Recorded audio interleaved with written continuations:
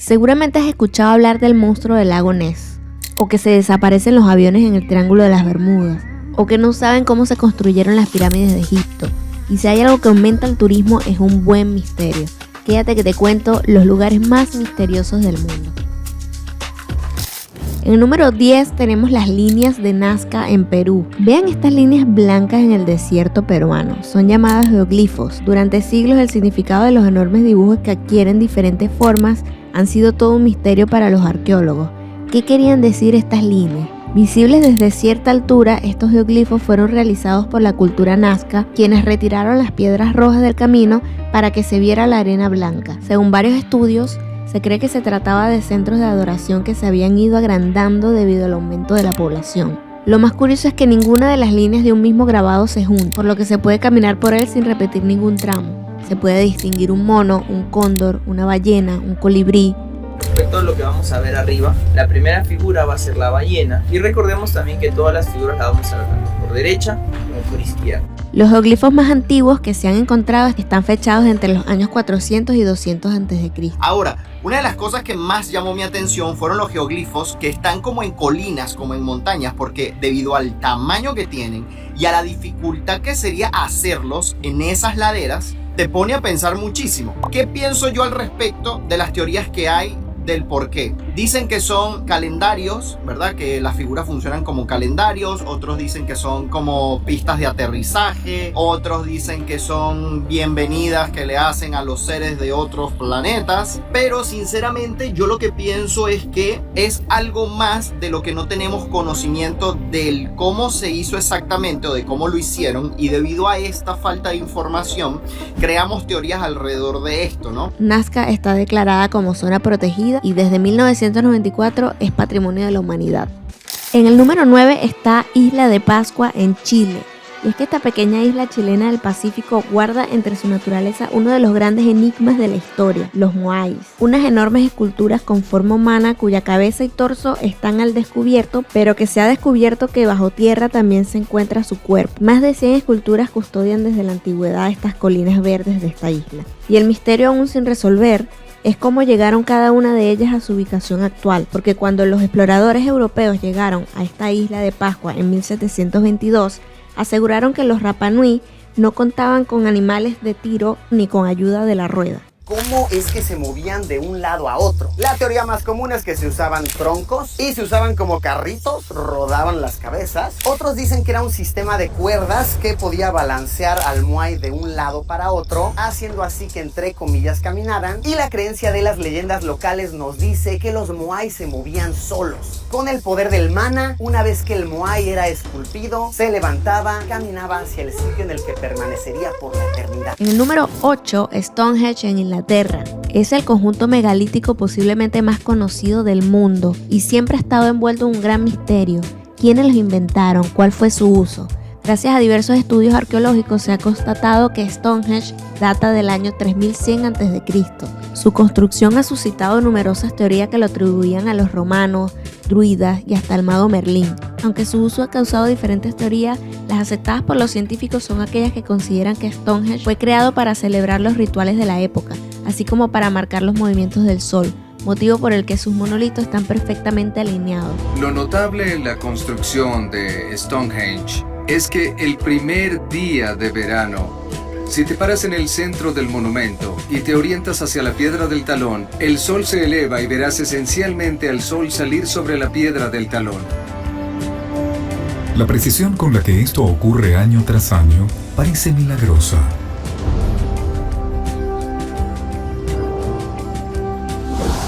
Hoy Stonehenge sigue celebrando algunas de estas fiestas como el solsticio de verano, momento en el que el recinto se llena de jóvenes, algunos disfrazados de druidas, para festejar la noche más corta del año.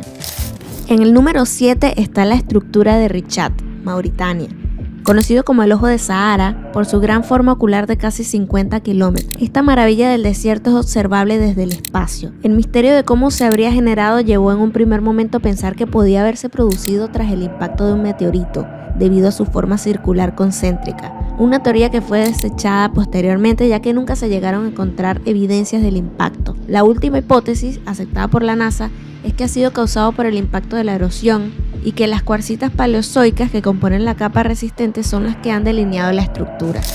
Y en el número 6 tenemos el lago Ness en Escocia. Las Highlands escocesas son el escenario ideal para muchas de las historias y leyendas de las que Escocia es especialista. La del lago Ness, ubicado a pocos kilómetros de su capital, Inverness, es una de las más conocidas del mundo.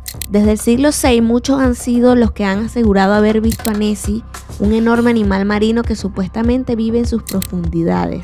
Su primera fotografía se obtuvo en 1933 y aunque los expertos consideraron que era falsa, fue la responsable de aumentar su mito y de popularizar su búsqueda. Un gran número de biólogos marinos se han dedicado a encontrarlo sin éxito, a pesar de la insistencia de muchos de los habitantes de los alrededores que aseguran verlo cada cierto tiempo.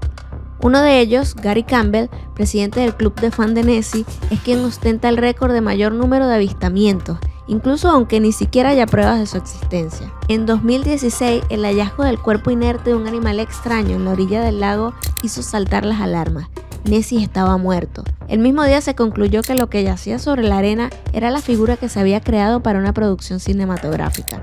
Resulta que los seres humanos no somos nada confiables. Hicieron un experimento hace unos años y pusieron aquí en el lago un tronco con un palo. Trajeron varios turistas y mientras estaban viendo así el lago le jalan a la soga y entonces el palo se levanta. Entonces todo el mundo vio, ahí hay algo, ahí hay algo, ahí hay algo. Y luego los entrevistaron y resulta que unos hasta le vieron las garras, los ojos, los dientes, hasta hacía sonidos.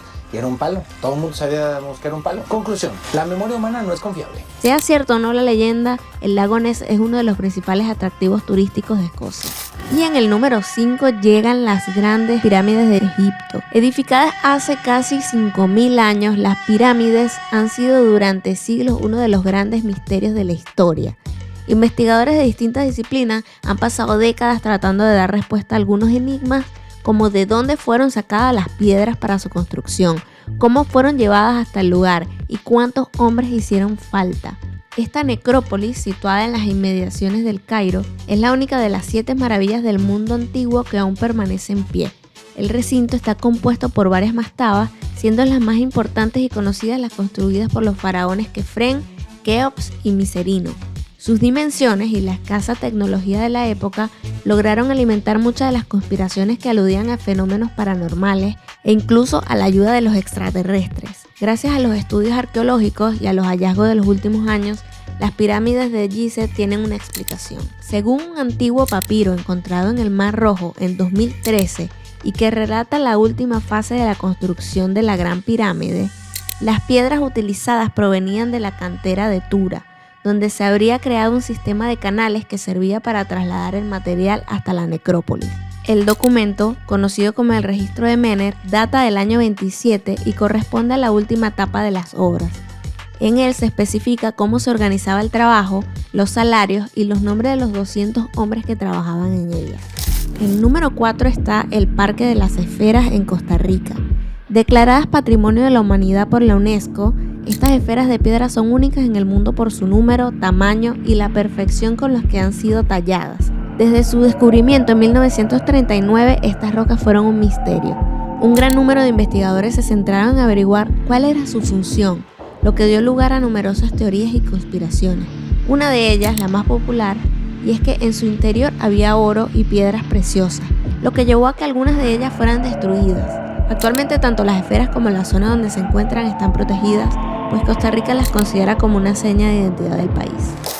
Y en el número 3 llega el Valle de la Muerte en Estados Unidos, llamado así desde 1849, cuando un grupo de pasajeros se perdió en el valle y debido a las extremas temperaturas y a la hambruna se vieron obligados a quemar sus carruajes y a comer a los bueyes para sobrevivir. Este inmenso océano de arena de California es conocido por sus piedras tan particulares. Desde hace varios años, investigadores de diferentes partes del mundo se volcaron a arrojar algo de luz al misterio de las rocas de Racetrack Playa, que se deslizaban solas por este lago seco. Aunque hasta hace poco nadie había visto el movimiento indirecto, las estelas que ellas mismas dejaban en la arena inquietaban a los científicos, quienes barajaban la posibilidad de que el deslizamiento se debiese al fuerte viento. En 2014, un escenógrafo y un ingeniero fueron los primeros en presenciar el fenómeno en vivo y grabarlo en video.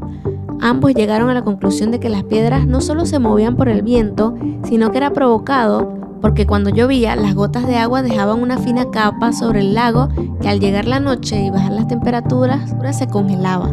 Las piedras quedaban atrapadas hasta el amanecer, cuando con el deshielo y el suave viento algunas de estas rocas eran deslizadas por el aire y el agua que fluía bajo el hielo.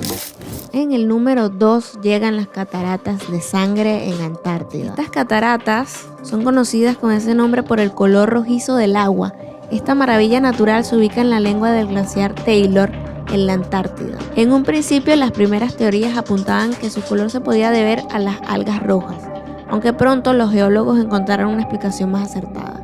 El agua procede de un antiguo lago salado que se encuentra enterrado bajo el glaciar. Debido a la ausencia de luz y de oxígeno, su concentración es algo mayor que el de los otros lagos salados. Algunas de sus propiedades son el sulfato, cloruro y hierro, por lo que este último, al mezclarse con el oxígeno, produce oxidación, una reacción química que se acelera debido a la presencia de sal y que otorga ese color rojizo al agua. Y en el número 1 no podía estar otra cosa sino el Triángulo de las Bermudas en el Atlántico. El triángulo imaginario que une las islas de las Bermudas, Puerto Rico y Miami ha sido uno de los grandes misterios de la humanidad. Desde 1945, con la desaparición del primer avión, comenzó una larga lista de barcos y aviones que entraron dentro del radio y no volvieron a salir de él jamás. Estos hechos fueron estudiados durante años por la comunidad científica, quienes intentaron dar una explicación al trágico misterio. Algunas teorías apuntaban a que podía deberse a explosiones de gas metano provenientes de algún cráter que podía haber en el subsuelo de esta parte del Atlántico. La última de las hipótesis fue revelada por los satélites climáticos de la NASA, que habrían detectado en el cielo del triángulo unas formaciones de nubes hexagonales generadas por microcombustiones que serían auténticas bombas de aire, capaces de originar vientos de más de 270 km por hora y olas de más de 14 metros de altura. Si llegaste hasta acá, comenta cuál de estos realmente visitarías y suscríbete porque se vienen muchos más videos de geografía e historia. Adiós.